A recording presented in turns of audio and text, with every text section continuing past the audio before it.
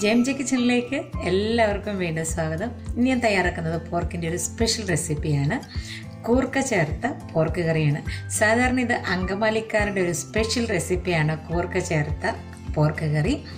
അങ്കമാലിക്കാർ സാധാരണ പോർക്കിന് കൂർക്കയോ അല്ലെങ്കിൽ കായോ അങ്ങനെ എന്തെങ്കിലുമൊക്കെ ചേർത്ത് പോർക്ക് കറി വെക്കാറുള്ളൂ. കാരണം പോർക്കിൻ്റെ ആ ഒരു ടേസ്റ്റ്, അതിൻ്റെ നെയ്യ് ഈ കൂർക്കയിലോട്ടോ കായയിലേക്കൊക്കെ വരുമ്പം അതിനൊരു സ്പെഷ്യൽ ടേസ്റ്റ് കൊടുക്കാറുണ്ട്.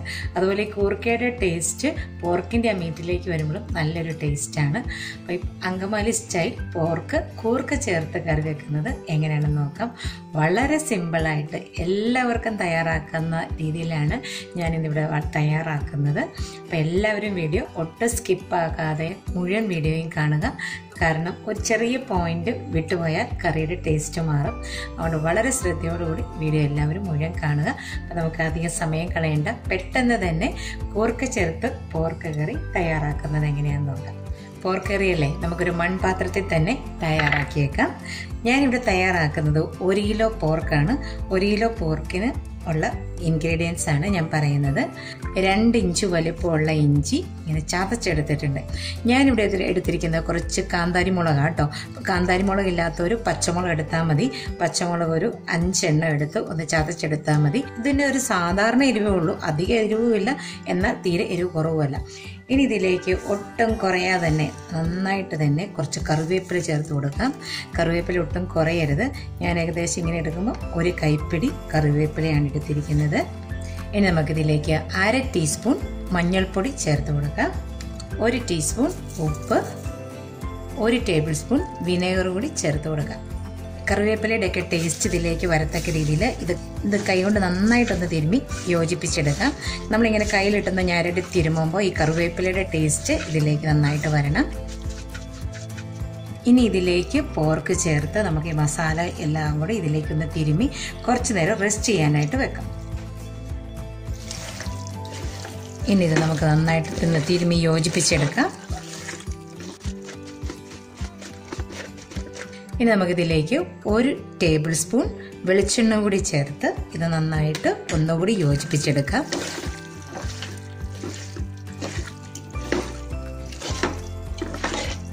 ഇപ്പോൾ നമ്മൾ മസാലകളെല്ലാം നന്നായിട്ട് എല്ലാം യോജിപ്പിച്ചെടുത്തിട്ടുണ്ട്. ഇനി നമുക്കൊരു 15 മിനിറ്റ് നേരം ഇത് മൂടി റെസ്റ്റ് ചെയ്യാൻ വെക്കാം. അതിനുശേഷം നമുക്ക് ഇത് വേവിച്ചെടുക്കാം. ആ സമയത്ത് നമുക്കിതിലേക്ക് ചേർക്കാനുള്ള കൂർക്കയൊന്ന് തൊണ്ടൊക്കെ കളഞ്ഞ് ക്ലീൻ ചെയ്തെടുക്കാം. ഞാൻ 1 കിലോ പോർക്കിനായിട്ട് എടുത്തിരിക്കുന്നത് 250 ഗ്രാം കൂർക്കയാണ്. അത് നമുക്ക് 1/2 കിലോ കൂർക്ക വരെ വേണമെങ്കിൽ ചേർക്കാം. അപ്പം ഞാൻ ഇപ്പോൾ ഇത് 15 മിനിറ്റ് റെസ്റ്റ് ചെയ്തിട്ടുണ്ട്. ഇനി നമുക്ക് ഫ്ലെയിം ഓൺ ചെയ്ത് ഇതൊന്ന് വേവിച്ചെടുക്കാം. അപ്പോൾ ഇതിൽ ഞാൻ ഒട്ടും വെള്ളം ചേർത്തിട്ടില്ല. ഇതിൽ നിന്ന് വാർന്നു വരുന്ന വെള്ളത്തിൽ തന്നെ ആദ്യമേ വേവിച്ചെടുക്കാം. അതിന് ശേഷം ഇതിൽ നിന്ന് കുറച്ച് നെയ്യ് വാർന്നു വരും.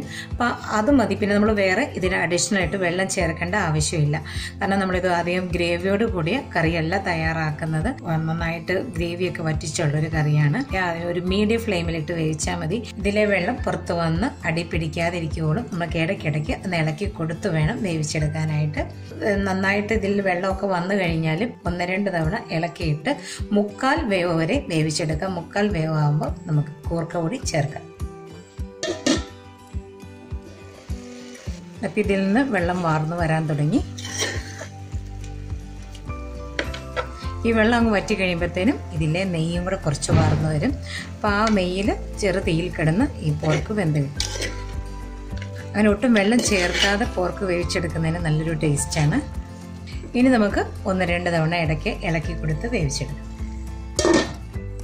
ഇനി ഇതിലേക്ക് വറുത്തരച്ച് ചേർക്കാനായിട്ട് 3/4 കപ്പ് തേങ്ങയും 1 ഇതള് കറിവേപ്പിലയും കൂടെ ഞാൻ ഒന്ന് റോസ്റ്റ് ചെയ്തെടുക്കുകയാണ്. ചെറിയ ഗോൾഡൻ കളർ ആവോളം നമുക്കിത് റോസ്റ്റ് ചെയ്തെടുക്കാം. ഇപ്പോൾ തേങ്ങയൊക്കെ നന്നായിട്ട് ഫ്രൈ ആയിട്ടുണ്ട്. ഇനി നമുക്കിതിലേക്ക് 1 ടേബിൾ സ്പൂൺ മല്ലിപ്പൊടിയും 1 ടേബിൾ സ്പൂൺ മുളക് പൊടിയും ചേർത്ത് കൊടുക്കാം. നമുക്ക് ലോ ഫ്ലെയിമിലിട്ട് ഈ പൊടികളും കൂടി ഒന്ന് അതിൻ്റെ പച്ചമണം മാറുകയുള്ളൂ ഒന്ന് ഫ്രൈ ചെയ്തെടുക്കാം. മല്ലിയും മുളകുമാണ് നമ്മൾ ഉപയോഗിക്കുന്നതെങ്കിൽ തേങ്ങ ചേർക്കുന്നതിൻ്റെ ഒപ്പം നമുക്ക് ചേർത്ത് കൊടുക്കാം. പൊടി ആയതുകൊണ്ട് ഏറ്റവും ലാസ്റ്റ് ചേർത്ത് 1 മിനിറ്റ് ഒന്ന് ഫ്രൈ ചെയ്തെടുത്താൽ മതി. ഇപ്പോൾ ഇത് പൊടികൾ ചേർത്തിട്ട് 1 മിനിറ്റ് ഫ്രൈ ചെയ്തെടുത്തിട്ടുണ്ട്. ഇനി നമുക്ക് ഫ്ലെയിം ഓഫ് ചെയ്ത് ഇതിൻ്റെ ചൂട് മാറിക്കഴിയുമ്പോൾ നന്നായിട്ട് ഒന്ന് അരച്ചെടുക്കാം.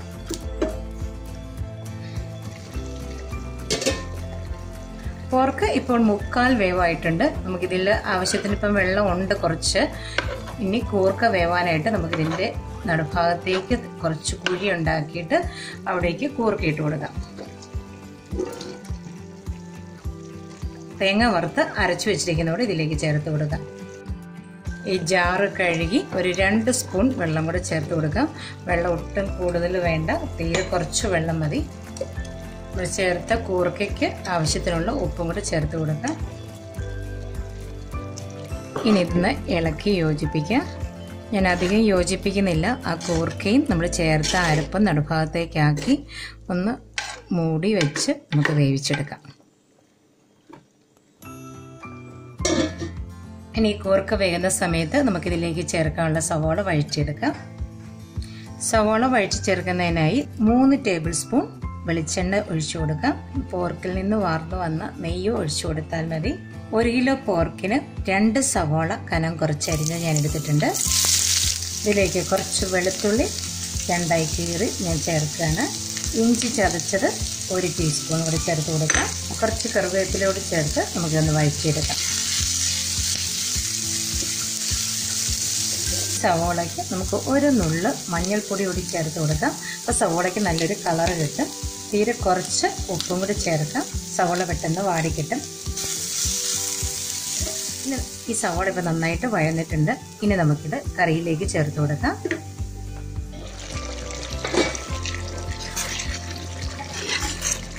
അപ്പോൾ നമ്മൾ കൂർക്കയൊക്കെ ചേർത്ത് കൂർക്ക വെന്ത് വരാറായിട്ടുണ്ട്. കംപ്ലീറ്റ് വെന്തിട്ടില്ല, കുറച്ച് നേരം കൂടെ വേകണം. നമുക്ക് വഴറ്റിയ സവോള ഇതിലേക്ക് ചേർത്ത് കൊടുക്കാം. ആ സവോളയിലേക്കും ഇതിൻ്റെ മസാലയൊക്കെ നന്നായിട്ടൊന്ന് പിടിക്കണം.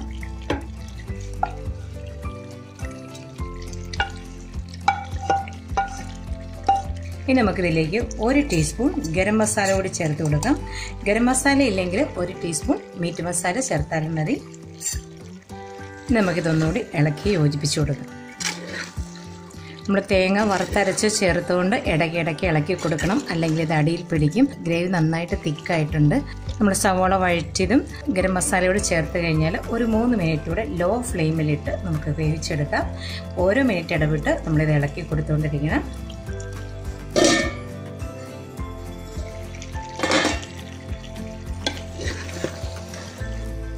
ഇപ്പം നല്ല ഗ്രേവി എല്ലാം വറ്റി നല്ല വരട്ടിയെടുത്തതുപോലെ വരുന്നുണ്ട്. ഇങ്ങനെ നന്നായിട്ട് വരട്ടിയെടുക്കുമ്പോൾ നല്ല ടേസ്റ്റാണ്. കൂർക്കയിലേക്ക് ഈ പോർക്കിൻ്റെ ടേസ്റ്റൊക്കെ പിടിച്ച് നന്നായിട്ട് ഈ മസാലയൊക്കെ പിടിച്ച് കഴിയുമ്പോഴത്തേനും നല്ലൊരു ടേസ്റ്റ് വരുന്നുണ്ട്. ഫ്ലെയിം ഓഫ് ചെയ്തതിന് ശേഷം ഇതിലേക്ക് 1/2 ടീസ്പൂൺ കുരുമുളക് കൂടി ചേർത്ത് കൊടുക്കാം. ഇനി ഇതിലേക്ക് ഫ്രഷായിട്ട് കുറച്ച് കറിവേപ്പില കൂടി ചേർക്കാം. 1 ടീസ്പൂൺ വെളിച്ചെണ്ണ കൂടി ചേർക്കാം. നമ്മൾ ഫ്ലെയിം ഓഫ് ചെയ്തതിന് ശേഷം ഇത്രയും സാധനങ്ങൾ ചേർത്തിട്ടുണ്ട്. ചൂട് മാറുന്നതിന് മുമ്പ് ഇതൊന്ന് ഇളക്കി യോജിപ്പിക്കാം.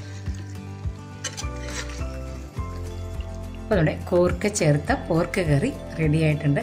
വളരെ ടേസ്റ്റുള്ളൊരു കറിയാണ്. നിങ്ങളെല്ലാവരും ഇത് ട്രൈ ചെയ്ത് നോക്കണം. എനിക്ക് വീഡിയോ ഇഷ്ടമെങ്കിൽ ലൈക്ക് ചെയ്യുക, ഷെയർ ചെയ്യുക. നിങ്ങളെൻ്റെ ചാനൽ ഇതുവരെ സബ്സ്ക്രൈബ് ചെയ്തിട്ടില്ലെങ്കിൽ ഒന്ന് സബ്സ്ക്രൈബ് ചെയ്തേക്കണേ. അടുത്തൊരു വീഡിയോയുമായി ഉടനെ കാണാം. താങ്ക്